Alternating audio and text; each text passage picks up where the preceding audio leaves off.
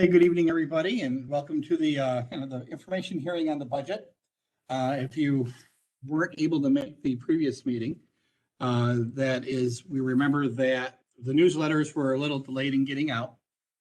They were actually coming out the day of the presentation of the board's public hearing last week, and we made a promise to have another presentation after we were sure the newsletters were out to everybody. And they have made it out to folks. So with that, we promised one more meeting to give folks an opportunity to ask questions if they had them. But really the purpose of the video today is to do exactly that. It is to give you a brief summary of the budget.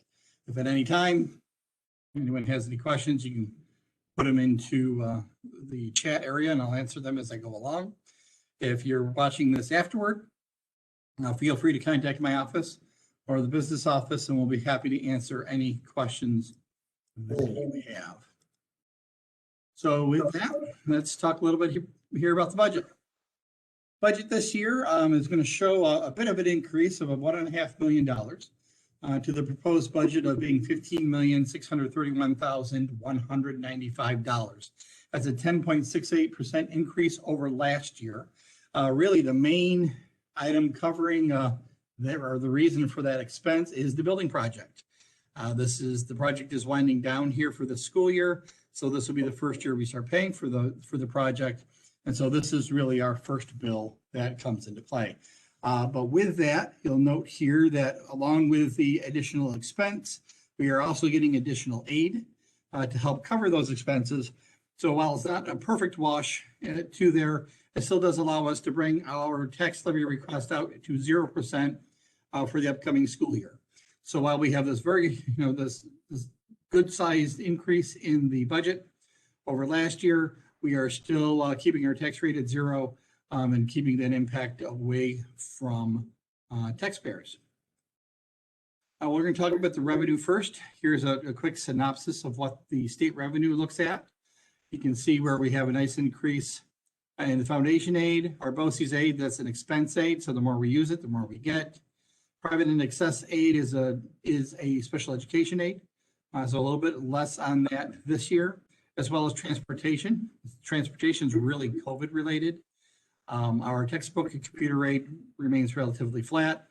Where the arrow is, that's that building aid I just alluded to, just over $1 million to help offset the costs of the building project. And the high tax aid has been this number for several years now. Overall, the pandemic adjustment, we did receive those funds, so they get put back in. So our overall state revenue is 1.2 million, or a change of about just over 16%. At the local level, though, we won't be seeing as much aid. Going out at 0% shows us less $85, so it's relatively flat. Same with our non-resident tuition. Our earnings are not where they were. Remember that when we had money set aside for the building project and money in reserves, we had them in an investment account. And now that we've used those funds, we don't have as much to gain as much interest on. Plus the interest rates have dropped on the investment a bit. So that shows the major change there. Some reductions in our billable Medicaid costs. So you can see the differences there.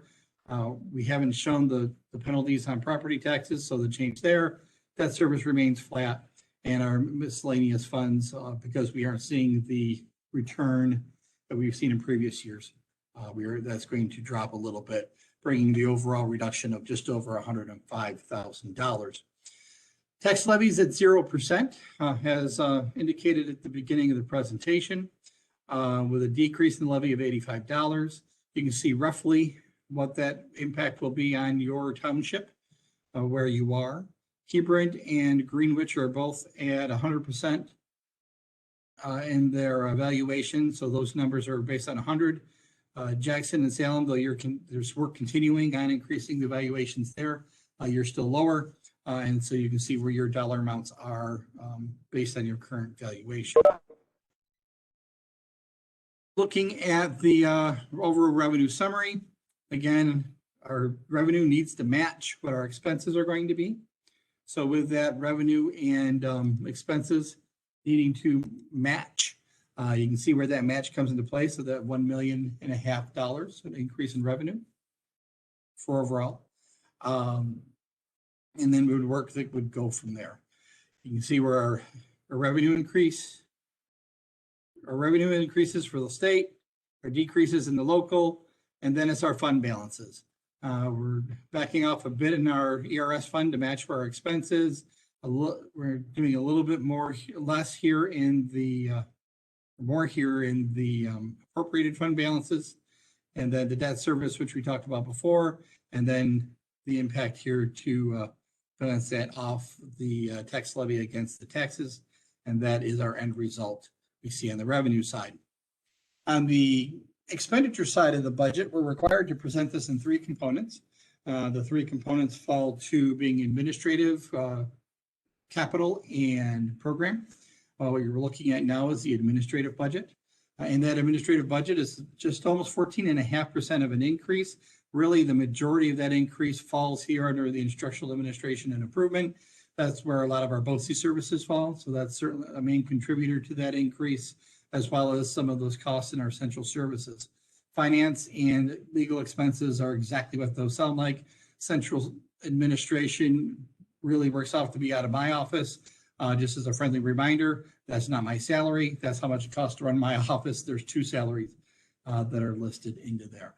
Overall, this is under 10% of our overall budget. And what it does have an increase this year of $192,923. Our capital budget, our capital expenses, operations and maintenance, and our debt service. The arrow points out really the big player here, and that's the debt service play. There's that almost $1.3 million that we're getting in debt service for the new, for the new debt we have, and then the older debt that's still on the books. So that's a really big increase percentage-wise overall for the debt service. You can see, though, we have some reductions here, though our bus purchases are on a separate proposition for everyone to consider, and that will be two 65-passenger buses, actually, that you'll vote on. We'll talk about the ballot in a moment. Program budget. This is our largest budget by far. It is intentionally that way because that is where the kids are. That's where all the programs are. That's where the teachers are. And so our major investment in our budget comes in our program budget. You can see, though, across the board, marginal increases. Pupil services and special ed costs, just about 22,000 there. Public transportation, we expect some more transportation this year because of COVID. We expect more toward normal. Plus, our normal salary expenses and fuel prices that are currently at $3 a gallon for gas. So we're anticipating some additional costs there. So we're expecting the additional cost. It's just 1%, but it works out to be almost $128,000. When we put those three components together, you have the comparisons that you put together, and it works out to be, you can see where the increase falls along with based on where we were from last year, the 15,631,195. So if the budget fails, we are required by law to have what they call a contingent budget. So if the budget does not pass, that there has to be kind of a catch-all budget that we revert to, and there's certain rules that apply to that. The administrative budget can only be so big. The community can't use the building for free. There's equipment costs that can happen. So there's a minor reduction here, and you can see that it's really only $31,000 in this year's budget. So it's a relatively small amount that's in place if we end up at a contingency. But the Board of Education has a choice of really three things it can do. First, it can revote without changes. So it can bring it back to the community and revote it on again, thinking that this is the best budget to move forward based on whatever feedback and information that we gather. And so we can just send it back out and try again with the same budget. We can send it back out with adjustments. Adjustments will often mean reductions, but not always. Sometimes there are increases that come with revotes. But sometimes the community wants a program in place that wasn't in the budget, or is looking for additional safety measures to be put in that weren't in the budget. So they can say, with those things in, we're happier with the budget. And that could happen as well. So we can revote with changes or without changes. The board also has the option of not putting it back out at all. It can say that we don't want to change what we have. We're going to be comfortable with this contingency budget number, and then we're going to put into the contingency budget into place. If it does go back out to vote, we have a process we have to follow and a very short timeline we have to follow, which it would end up being toward the beginning of June. We're only allowed to revote on a budget twice. So those contingency restrictions again, cap on administrative costs, restricts the tax levy, increases the previous year, and limits on expenses. For example, some transportation costs there. Our ballot is going to look very busy. It's going to have two sides on it this year, so please make sure to flip it over. When you're looking, first is the budget, which is at $15,631,195. Proposition 2 is the bus lease, those two 65 passenger buses, which we talked about earlier. The third one is a capital reserve. When we had one maybe 5 years ago before before this building project went through, and it's a kind of a specialized savings account for just building projects. It's very restrictive. The community has to vote it in. The community can say how much we can save in it, and the community says when we can spend it. So when we went through the last project, the community voted to expend all the money in the capital fund and basically end that reserve. So we're asking the community to bring that reserve back again, not to exceed $1.5 million. Again, the idea here is that we can use this as a savings account. So when next time we have a project coming up, that we can use this reserve and keep any additional construction costs away from the tax bills for the community. Proposition 4 has been a topic we've talked about for a couple of years now, about bringing a student board member on. The student board member is allowed to sit at the board meetings, but they're a non-voting member. So no executive sessions, no matters of controversy.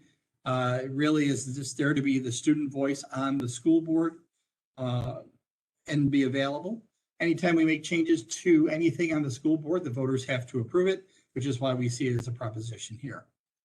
Proposition number 5 is for the public library. The public school is the mechanism that the public library uses to raise its taxes.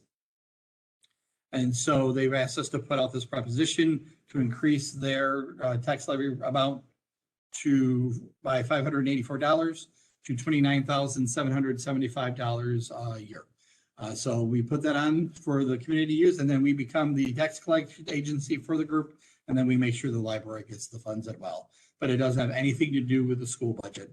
It's completely separate for just the vehicle for them. This year, there are 2 seats available on the school board. That's Heidi Kirchner's and Jackie Nolan's seats. Both Heidi and Jackie are rerunning for their seats unopposed, and that will be on the ballot as well. So just one other item of note, because we didn't talk really anything here in the budget about helping kids and programs into places as part of the budget. Most of that help is going to come through federal funds, and here's just a little information on there. There are 2 really main funds that are there. It's the Coronavirus Response and Relief Supplemental Appropriations and the American Rescue Plan Act. And through both of those, we get our allocations for revenues that we have to expend within 3 years, I believe. But it's kind of a one-shot deal. It's not a recurring, like we're going to get it every year, or at least all of these funds. And, so we can use them. That's where we're really looking at using those funds to be able to help support students in the years to come through to help get kind of, cut back for some of the learning lapses we've had because of COVID since last March. And we'll continue to, we're getting information coming in from the state now. We have deadlines on application dates, which is the end of July. And we will continue to pay attention to those pieces.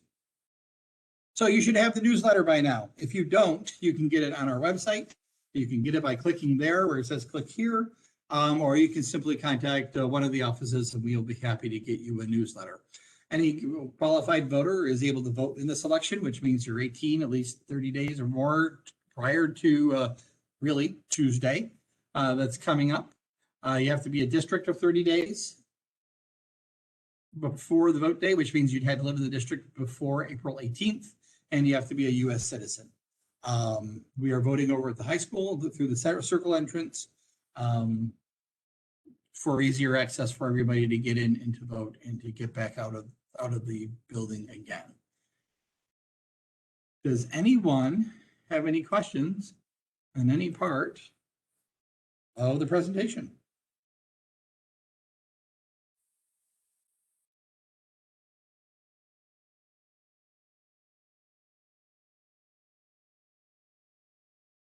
Okay, I see you there. Hi, Francesca. As I see here, it's I'm not seeing any questions in or in place through the chat. I didn't hear any through the presentation. Again, if you end up having any, please, you can email me, you can call the office or call the business manager's office. If the newsletter doesn't help, or if this recording or the previous recording doesn't help you out with your information. So with that, I appreciate everyone's time tonight and coming in and getting some more information on the budget. Again, any questions, please let us know. Thank you for your support. It's always appreciated, and have a good evening.